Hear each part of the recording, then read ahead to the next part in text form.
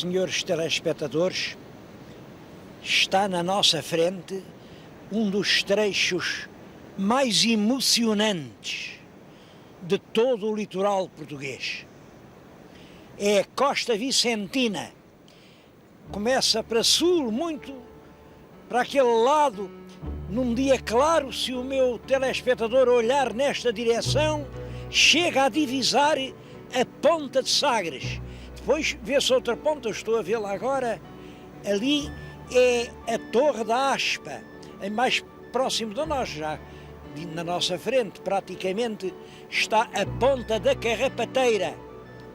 Para norte, vista-se até além, a Ponta da Atalaia. Tudo isto é de uma beleza indescritível. Não há palavras para traduzirem a emoção que se apodera de uma pessoa quando chega a estes lugares. Bom, e essa emoção transforma-se em desgosto e desolação quando se pensa que toda esta área está praticamente condenada ao abandono. As leis não permitem que aqui se faça seja o que for. Bom, compreende-se, isto é tão bonito, e aqui no Algarve fez tanta asneira, que agora os governantes têm medo que faça-se o que fizer seja asneira e que venham estragar isto. Isto, de facto, é belo demais para ser estragado. Portanto, estamos assim a fazer o papel do usurário que tem um tesouro, mas não se toca para se não gastar e acaba vivendo na miséria para não gastar o tesouro que no fundo não mereceu, porque não o sabe utilizar. Eu não estou a fazer nenhum apelo para que seja permitida aqui a construção ilimitada, sem baias, aqui nesta região, longe disso. Penso que paraísos como este têm que ser tratados com um extremo cuidado. Agora, também penso que o mundo é para ser fruído e usado pelos homens. O mundo faz parte da vida. Não pode condenar-se o mundo ao deserto, seja lá por que razões for. E isto como está, não está bem. É de facto, há muita gente que diz que é um dos últimos paraísos do mundo. Isto aqui fica exatamente no concelho de Algesur. E aqui em Algesur, na vila e nas imediações, já estão radicados cerca de 300 europeus, mas da Alemanha, da Dinamarca, da Holanda, do Norte, que terminam as suas vidas ativas, reformam-se, vêm para aqui e quando a gente lhes pergunta mas porquê é que o senhor saiu do seu país e veio aqui para tão longe?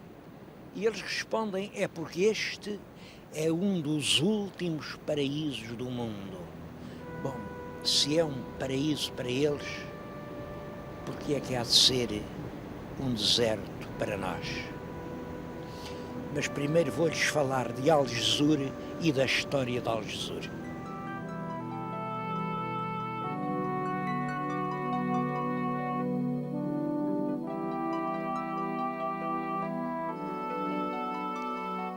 As origens de Algesur estão ligadas com o mar. Ao fundo vê-se um pedaço do oceano azul. É uma reentrância profunda que outrora era um estuário. Bom, e aquele estuário comunica por um vale de meia dúzia de quilómetros, aqui com uma várzea ampla de terra fértil. Bem, penso que foi assim que Algesur nasceu. Vieram mariantes, subiram o rio, quando chega aqui, acaba o rio, que se transforma em duas ribeiras. Aquele ponto que ainda hoje se vê, onde termina o rio que vai ao mar e começam as duas ribeiras que descem das serras, é o ponto inicial do que viria a ser Algesur. Ali se devem ter fixado as primeiras populações, que naturalmente trataram logo de encontrar um ponto forte. É que mesmo a cavaleiro do encontro das ribeiras ficava este morro. Neste morro fizeram uma fortificação, é aqui uma coisa redonda, misteriosa, nunca foi explicada. Mais tarde, à volta dessa fortificação, que faz muito lembrar os talaiós mediterrâneos, à volta fazem uma muralha e nasce um castelo. As prospeções que aqui têm feito apresentaram muito espólio, muitas coisas do tempo dos mouros. Claro, pois o castelo, Algesur, foi uma vila moura de certa importância. Importância exatamente por causa do rio. É que aqui embaixo havia um porto de navegação. Saíam e entravam navios que iam para o Atlântico, chegavam à costa da África. Imaginem, hoje aquilo, a gente pensar que já foi um porto. Bom, a decadência de Algesur, a meu ver, começa no próprio dia da conquista cristã. Foi em 1249. Os livros que eu li aí, e que infelizmente andam a ser distribuídos, têm a data de 46, é um erro grave. Isto é, a última fase da conquista do Algarve, 49, já com o Dom Afonso III, já com o Paio Pérez Correia, que é o mestre da Ordem de Santiago. Há até uma lenda curiosa, que liga exatamente, olhem, aquela praia ao longe, aqui com a morte do castelo. A praia que se liga com o nascimento aparece ligada agora com a morte. Diz que um cavaleiro cristão namorava uma mourinha bonita daqui, uma mourinha chamada Mariaires. Mariaires, porque é que se chamam Mariaires? É muito simples. Há aí uma aldeola pequenina que se chama Mariaires. Pronto, isso deu origem à lenda. Como há outra terra mais importante que se chama Maria Vinagre. Bom, olha, eram Marias que vieram para aí. Uma devia ser mais era Aires, a outra devia ser mais envinagrada, Maria Vinagre. Mas isto tudo é os primeiros tempos da Algesur cristã. Aventureiras que se atrevem a vir para estas terras novas. Mas a lenda é esta. O fidalgo namorava a Mariaires e a Mariaires revelou-lhe um segredo, um grande segredo. Havia um certo dia no ano, há quem diga que era o dia de São João, há quem diga que não, que era o 29 de agosto. Mas o que é certo é que nesse dia, ao pôr do sol, toda a gente saía do castelo, ia por aí fora até ao mar, e todos tomavam um banho, um grande banho coletivo, ritual, e só saíam do banho quando o sol começava a aparecer no horizonte. Só quando era dia é que eles voltavam aqui ao castelo. Ora, claro, o namorado da Maria Aires foi logo dizer isso ao Paio Pérez Correia, claro que o Paio Pérez Correia veio lá com os seus guerreiros, pôs-se aqui à coca. Quando eles vinham a regressar do banho, apanhou-os e cortou-lhes a cabeça a todos. Olhem, não, é aquele sítio ainda hoje chamam o Degoladoiro, e o povo diz que foi ali que degolaram os mouros. Bom, não acredito muito nisso, mas enfim, o nome realmente Degoladouro faz lembrar degolar. Certo será que havia o banho ritual, visto que ele chegou até há muito pouco tempo. Há muito pouco tempo, ainda há aqui pessoas que se lembram de ver esses banhos rituais. E também, tristemente certo, deve ser que o Paio Pérez Correia cortou as cabeças aos habitantes aqui do castelo, porque uma grande brutalidade, uma grande ferocidade marcava então as relações entre mouros e cristãos. Ainda a propósito de Castelo, bom, alguma coisa se tem feito, mas acho que isto está muito esbarrondado, muito desprezado. Acho que é preciso fazer mais.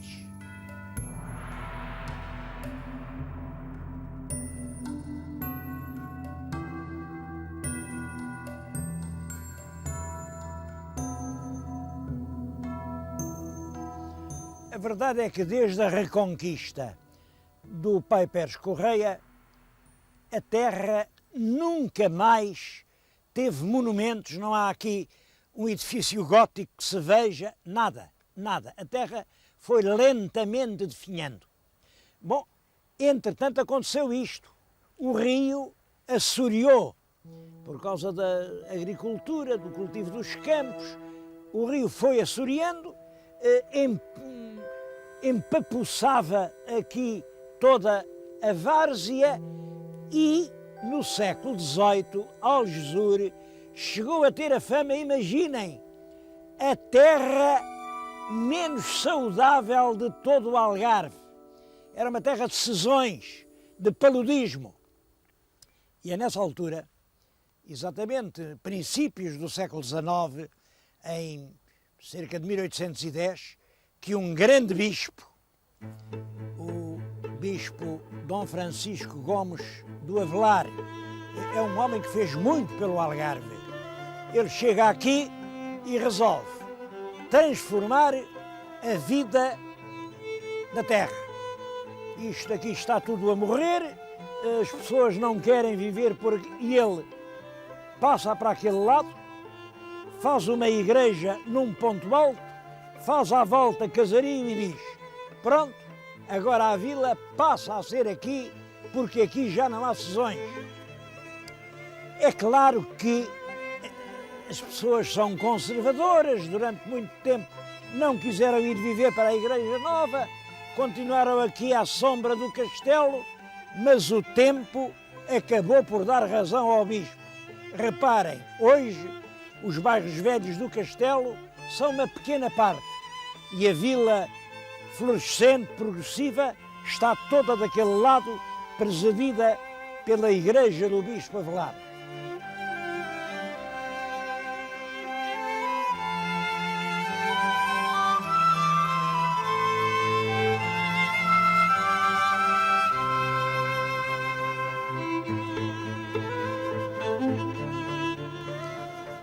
Hoje, a vila de Algesur não é propriamente uma povoação monumental, com grandes edifícios, com monumentos históricos, claro que não é. Mas é um lugar privilegiado pela natureza e privilegiado por muitas razões. Para mim, a mais importante de todas é o ar. É este ar que se respira. É claro, é o ar algarvio, mas não é aquele ar algarvio, às vezes muito quente, saturado de umidade, não. É um ar de Algarve que cheira a sal suja, a onda, a areia, as tevas, a rosmaninho, a serra, porque isto fica entre a serra, entre os dorsos da Serra do Espinhaço de Cão, cheios de pitoresco, e aqui as praias, porque julgar que as praias do Algarve são só, como aqui dizem, as do Algarve de Baixo, é um disparate. As praias aqui do concelho de Algesur são realmente tesouros da natureza. Eu peço aos meus telespectadores, olhem para isto. Eu estou aqui na Praia da Amoreira. O nome mais antigo era a Boca da Barra, porque realmente esta era a barra do porto que ia dar a Algesur.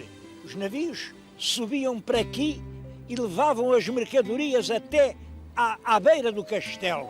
Bem, isto assoreou, mas hoje é uma praia lindíssima, lindíssima. E reparem à volta, vejam à volta. Não se vê nem bulir a agulha de um pinheiro. É um deserto total. deserto por força da lei. Bom, mas há outras. A praia de Odeceixe. A praia de Odeceixe é uma beleza. É uma das mais formosas praias do Algarve. De resto, toda a vila de Odeceixe. Aquela Odeceixe são as duas vilas principais do concelho, e Algesur e Odeceixe são até vilas rivais. Algesur é a capital, por toda a razão, tem 2.000 habitantes. Odeceixe terá cerca de metade, terá 1.000 habitantes. E no fundo isto é metade do concelho, que é um concelho pequenino, com 6.000 habitantes. Mas que beleza, aquela praia de Odeceixe. E a do Monte Clérigo? Já foram à praia do Monte Clérigo? Não deixem de dar um salto ali. É outra maravilha. Então, e a praia da Arrifana? A praia da Arrifana, onde lá está o que resta da velha fortaleza contra os piratas, e aquela praia lindíssima, aninhada entre rochedos. E a praia da Carrapateira. Carrapateira, outra praia que não se pode perder. São, de facto, um conjunto de praias excepcionais. Tudo isso aqui, a meia dúzia de quilómetros de Algesur. Mas além das praias há a serra, porque a vila fica encostada às grandes ladeiras da serra, e daí que este ar seja diferente. É um ar ao mesmo tempo atlântico e serrano, é um ar incomparável. Como foi possível que uma zona tão evidentemente fadada pela natureza para paraíso turístico tivesse ficado assim, neste estado, amodorrado, não vou dizer de abandono, mas pelo menos assim de última ovelha do rebanho, enquanto todo o Algarve brilha, fulgura, anda nos cartazes. Esta região, que é das mais bonitas do Algarve, está assim transformada num deserto.